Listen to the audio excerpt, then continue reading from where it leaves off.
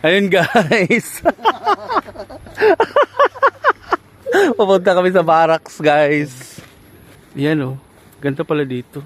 Ito yung mga barracks nila. Yun yung bahay ni Sir Victor. Punta namin yung bahay ni Sir Victor. Dito kasi may guys sa sa Pacific Cottage. Ngayon, lubos-lubosan na natin yung pamasyal. At pag-inspection dito. Pati yung barracks in-inspection. Ano ba yan? Para naman makita. Ang daming bunga ng ano oh. Noy. Atis Noy oh. Sir Victor. Daming bunga. Hilaw pa lahat no? Hilaw pa. Ang galing naman. May bunga na yan. Ala. Pati yung avocado niya namunga na. Maliit pa lang. Ayan oh. Maliit pa lang. Yan yung bahay niya? Ay dito. Saan? Yan siya sa loob. May aso yun yun. Aso. And guys, di kami pwede pumunta doon kasi nga may aso. Dito na tayo dadaan. Dito na kami sa kabila naman. Tingnan natin. Dito na tayo sa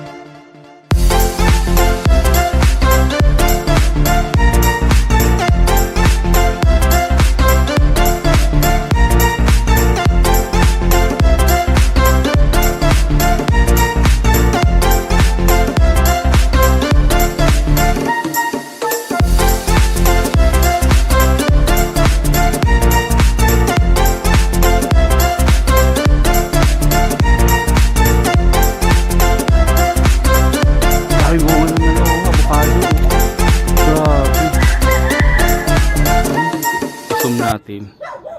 Oh, daming bunga oh. Galing. Daming bunga. Ayun guys, babalik na kami guys kasi nga tapos na kami doon. Nakita na namin doon pinakadulo. Babalik na kami kasi sabi noon may mga aso dito. Hindi ko lang alam kung may aso dyan eh. Ano nga kanino? May bahay din dyan? Dito may bahay din dito. Kanino?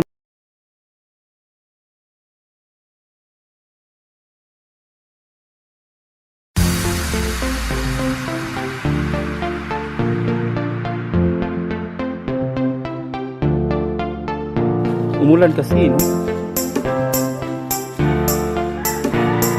Yun. Galing, daming kalamansi, oh.